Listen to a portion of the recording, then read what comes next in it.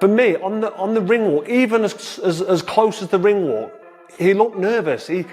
I expected Dubois to be the deer in the headlights. I think Anthony Joshua was the one that came out and looked a little bit shell-shocked. He was walking to the ring, not looking confident. In a shocking turn of events at Wembley, Daniel Dubois hits a thunderous right hand, sending Anthony Joshua crashing to the canvas. The crowd roars in disbelief as the underdog defies the odds. Winning a dramatic knockout victory, Joshua, known for his resilience, couldn't recover, marking a seismic change in the heavyweight landscape. Don Charles isn't holding back when talking about Anthony Joshua. He thinks that despite Joshua's fame, there's something missing. Charles thinks Joshua gets too much attention just because of his name, not his recent performances. Understand and accept that Joshua is the draw. Worldwide, whoever he fights, he is the draw. He's pointing out that Joshua's star power overshadows his skills. In his view, it's unfair that Joshua gets the attention even if he's not the best fighter in the ring anymore.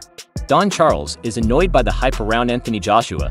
He feels Joshua's stardom isn't based on ability anymore but on people blindly following the buzz. Charles believes that people just repeat what they hear without thinking for themselves. Obviously, in the fight week, there's a lot of media obligations that the fighter has to do, and the training is normally trimmed down anyway to mere 20% of training every day from Monday to Thursday. Then it doesn't do anymore. So it was decided, we decided that I stay away so I don't give the fighter what I have a bad flu, and which would hinder his performance, and which in some cases, if it's bad as I am, he can't fight. Then that whole show, can you imagine? Charles is dissing Joshua's fame, calling out fans for acting like sheep blindly backing him. He thinks Joshua's popularity is more about hype than skill, suggesting that people don't question if Joshua is still at the top of his game. Don Charles reveals his clear and straight approach to preparing Daniel Dubois for the fight against Anthony Joshua. He stresses the value of ownership and confidence in the ring, ensuring Dubois was mentally ready to dominate. Okay, the game plan is what you saw. Take charge. Take ownership. You own this ring. When we got in that ring, I said to him, this is your ring. It belongs to you. Okay? And take charge. And it wasn't just on the night. That's what was every sparring session he had in this ring for preparation. That was the mindset. We'd already rehearsed the whole thing, like you should do. And, you know, we prepared for any eventuality. We're expecting the best Anthony Joshua. Charles continues to explain how the mindset wasn't just for fight night but was drilled into Dubois through rigorous training. They planned for every option, expecting Joshua to be at his best. Elite level, it performed, competed at a much higher level than Daniel Dubois. Yeah, from being an Olympic gold medalist, and his resume speaks for itself. Anthony, this is of the personnel he has fought in his career, and so we'd be foolish to have gone into that fight under preparing. We over-prepared, yeah, so to accommodate whatever they would have brought, we would have had answers to it. Don Charles makes it clear that they admired Joshua's pedigree but made sure to train beyond hopes. They were ready for anything Joshua might bring to the ring, leaving nothing to chance. Don Charles also delves into a controversial moment during the fight, expressing frustration with how referees seem to treat high-profile fighters differently. He specifically points out how Anthony Joshua was given more leniency compared to other fighters in similar situations. He added, especially in the second round where he caught Anthony and Anthony was stumbling forward. He told him to come to him and Anthony stumbled forward. If that was us, the referee would have waved that fight off. I know that for sure. Charles is adamant that had it been Dubois in the same situation, the fight would have been stopped instantly. He believes Joshua's status influenced the referee's decision to let the fight continue, highlighting the unequal treatment based on fame, not performance. There's so much inconsistencies, and because the referee, in my opinion, is a human being. He panicked. He didn't know what the hell was going on. He's thinking, hang on a sec, this is not supposed to be happening. But guess what, my dear friend? It is happening. Don Charles speaks passionately about the negative judgments and criticism made toward Daniel Dubois before and after the fight. He says that much of the hate comes from jealousy and bitterness, especially from those who wanted Dubois to fail. Charles is visibly frustrated by the unfair comments and their effect. He said people judge. They judge to a point of hate and jealousy. It's what they want to happen. Do you think there was hate and jealousy towards him? Well, yes. It's clear. I don't read a lot, but people send me things, and it's quite upsetting. All the experts. Charles highlights how this constant negativity doesn't affect him personally, but he's determined to protect Dubois from it. He emphasizes that they use this criticism as fuel to work even harder, showing doubters wrong. He also noticed it fuels us. Yeah, and we work even harder. They said we couldn't do it. They said it was a mistake. Overconfidence got their fighter beaten. Ben Davidson, I have to name him, was so blazed saying we could end this. This could be over. Who the hell are you? You came in yesterday to have that kind of stance. It was them that got their fighter beaten because of their attitude and laziness. Charles doesn't hold back calling out Ben Davidson and others for their arrogance before the fight. He thinks that their dismissive attitude toward Dubois ultimately led to their downfall, as complacency and overconfidence played a big role in their fighter's defeat. Charles makes it clear that they didn't let the outside noise get to them but used it as fuel to push forward. Don Charles talks about a painful chapter in his friendship with Anthony Joshua, Joshua's former coach. Charles explains how both Joshua and Derek Cora asked him to stop training. Joshua leading to their split, he expresses hurt over the way he was treated, feeling dismissed after everything he had contributed to their careers. He remarked, I'm going to tell my own story of how it happened. I've got video evidence of the whole thing, so don't dismiss me like that. That's not fair. I deserve better than that. You and Chisora asked me to stop training you, hence why me and you parted. Charles recounts how the situation developed and highlights the unfairness of being cast aside without proper acknowledgement. He feels betrayed by people he once helped and directed in their boxing journeys. He also noticed now he's with you, one of the cheerleaders, Chisora. If you knew what these people have done to me, shameful, and all I've done for all of them is good. Charles doesn't hold back his disappointment, calling out both Joshua and Chisora for their acts. He expresses anger over how he was treated after being loyal and supportive, suggesting that their behavior was ungrateful and hurtful. The sense of betrayal is obvious as he reflects on how he gave his best to help them in their careers only to be cast aside. Carl Froch, a former world champion, analyzes Anthony Joshua's mindset during his fight. Focusing on how nervous Joshua appeared even before stepping into the ring, Froch expresses surprise that Joshua, a seasoned fighter, seemed uneasy and tense during the ring walk, expecting the younger, less experienced Dubois to be the nervous one. He stated on the ring walk, even as close as the ring walk, he looked nervous. I expected Dubois to be the deer in the headlights, but I think Anthony Joshua was the one who came out and looked a little bit shell-shocked. Froch continued observing Joshua's body language and demeanor as he approached the fight. He notes how Joshua seemed disconnected from the crowd, lacking his usual confidence and energy, a sign that something wasn't right mentally. Froch also noted he was walking to the ring, not looking confident. He wasn't really smiling or tapping people's hands on the ring walk. I looked into his eyes. His facial expression and body language as he walked almost looked like he was walking the Green Mile. He didn't look like he was enjoying himself. Froch emphasizes that Joshua's nervous energy was clear to anyone watching. He compares it to walking the Green Mile, a metaphor for a condemned person facing their fate, indicating that Joshua may have mentally lost the fight before it even started. This breakdown highlights for his belief that Joshua's mindset played a key part in his performance. Carl Froch continues to examine Anthony Joshua's performance, pointing out how he struggled throughout the fight from the very first round. Joshua's defensive posture and mindset suggest that nerves and pressure affected his ability to execute his game plan effectively. He stated Froch round 1 right through to when he got stopped, it was under caution. He never really got anything going in the air. He was quite stiff and rigid looking, which can happen when you're a little bit nervous or thinking to yourself, there's a lot of pressure here. I've got to win this fight. Froch emphasizes that Joshua's nervousness likely impacted his performance, leading to mistakes early on. He notes that Joshua's body language showed he was not in a good mental space, making him vulnerable to his opponent's strikes. He also mentioned that he would have been thinking about all that, so you can sort of have a bad first minute if you like, but he got hit with too many jabs. He was backing himself up in straight lines, and at the end of round 1, he sat on the ropes. Well, he pulled himself back into the ropes. He saw a shot coming. Froch points out that Joshua's retreating posture and failure to avoid punches signaled a lack of awareness and strategy in the ring. He says that this defensive misstep led to Joshua being caught off guard, contributing to his eventual defeat. Froch's insight shows how mental state and technical execution are important in high-stakes boxing matches.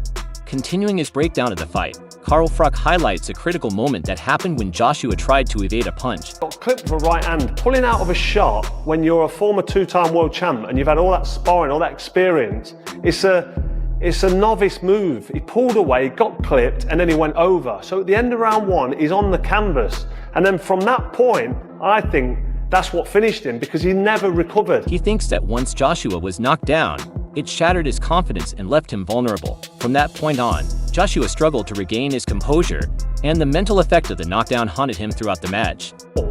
He was up and down off the floor a couple of times. He got pushed over once, but he was under the cosh, going in and out in straight lines. Dubois was backing him up, hitting him with a jab, hitting him with right hand. Was he down 2-3 times? I don't know, but he was down and up, and he was totally being punched from pillar to post. Froch emphasizes how Joshua's inability to keep his balance and composure during rounds 2, 3, and 4 left him increasingly vulnerable. He points out that Dubois consistently pressured Joshua, landing effective jabs and right hands that kept Joshua on the defensive. Froch paints a vivid picture of Joshua being overwhelmed, suggesting that the relentless attack from Dubois showed a significant decline in Joshua's performance. This pattern of being knocked down and quickly getting back up mirrored not only physical strain but also a growing psychological burden, eventually signaling a troubling shift in Joshua's fighting spirit. Carl Froch criticizes Anthony Joshua's choice of trainer, Ben Davidson, expressing skepticism about the effect of this decision on Joshua's career. Froch believes that Joshua's performance in recent fights has not shown the improvement expected of a fighter of his caliber, and he attributes this stagnation to the change in coaching. He stated, "And now he's got Ben Davidson, and for me, he's gone backwards. He's not learning anything. He's not getting any better." Froch elaborates on his worries regarding Davidson's coaching style and effectiveness. He says that rather than evolving as a fighter, Joshua has regressed, failing to adapt or refine his skills in the ring. Froch thinks that this lack of progress is detrimental to Joshua's chances of reclaiming his former glory, leaving him vulnerable against top-tier opponents. He calls for a reassessment of Joshua's training approach to ensure he can compete at the top level again, and continues his analysis. Carl Froch critiques Anthony Joshua's strategy during the fight, especially in the 5th round, where he expresses disbelief that Joshua would take such risks against a strong opponent like Daniel Dubois, known for his knockout ability. He also stated rolling the dice in round 5 was a stupid idea because you're not going to roll the dice against someone who's a big puncher. All heavyweights bang, but Daniel Dubois is known for being an amazing tank with that right hand. If he hits you, you see the result. Anthony Joshua looked like he'd been tasered, so my point is he's gone backward. Froch stresses that Joshua's risky choices not only highlight a lack of strategic thinking but also reflect a major decline in his fight IQ.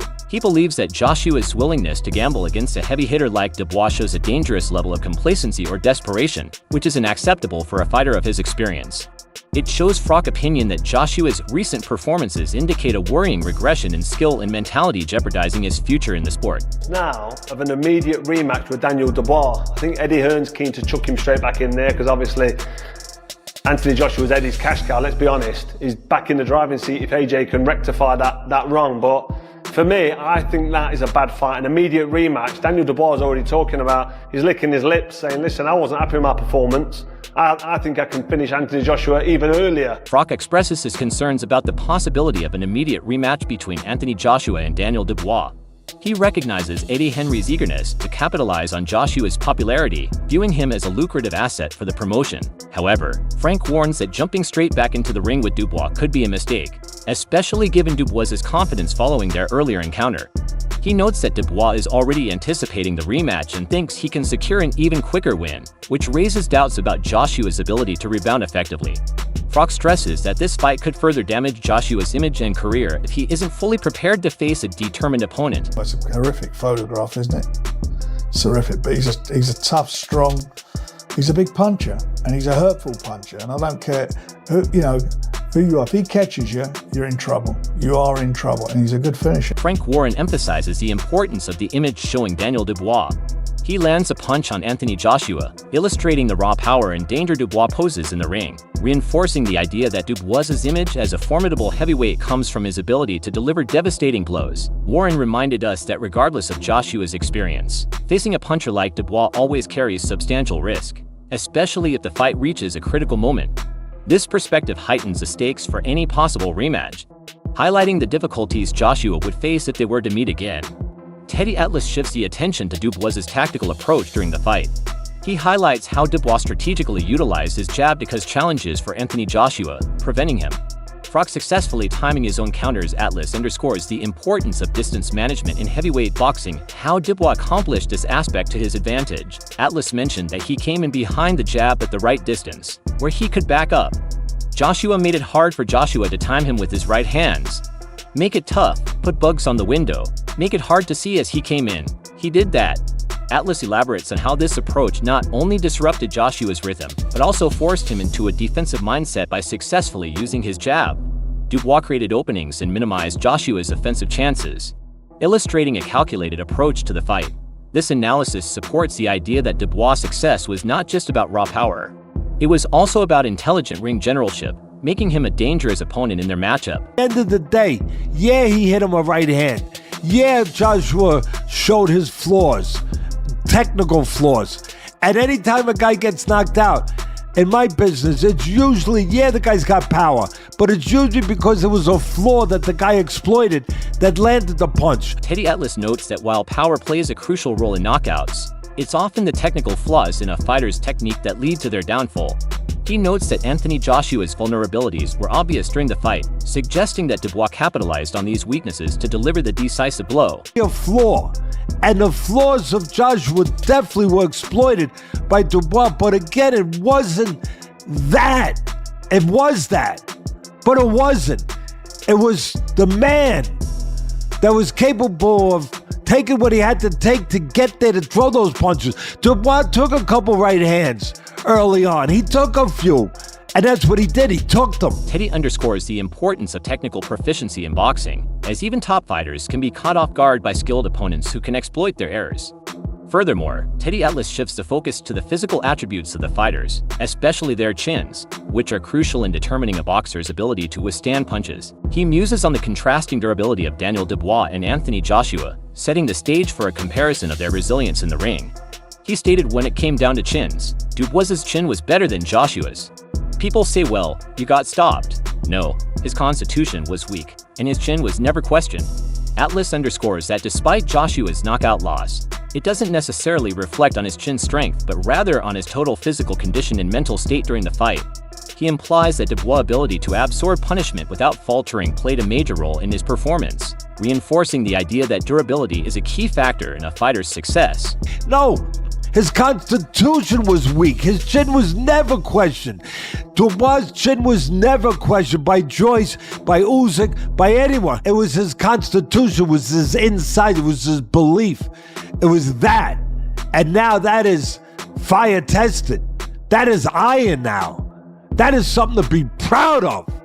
And he is proud of that. It stresses the importance of not just power but also the structural integrity of a boxer's physique when facing heavy hitters. Teddy Atlas passionately emphasizes Dubois' incredible resilience and determination. He paints a vivid picture of the mental battles every fighter faces, showing that Dubois didn't just confront his fears, he fought back with unwavering courage. Door. And the devil knocks at everybody's door. Everybody's door. And whatever you do, the temptation to give in, to say you're not good enough, I can't handle it, I capitulate, I spit the bid, I quit, whatever you want to call it. The devil knocks at everyone's door. He found out that he could freaking open the door and punch the devil in the face and said, get out of here. Get out of here. You're not taking my soul. I am not to be taken. I am not to be grabbed. This metaphorical punch at the devil represents Dubois' refusal to succumb to doubt or adversity, showcasing his strength of character. Atlas's words highlight that Dubois' win was not only a physical success, but also a significant psychological milestone, marking him as a fighter who can overcome immense challenges.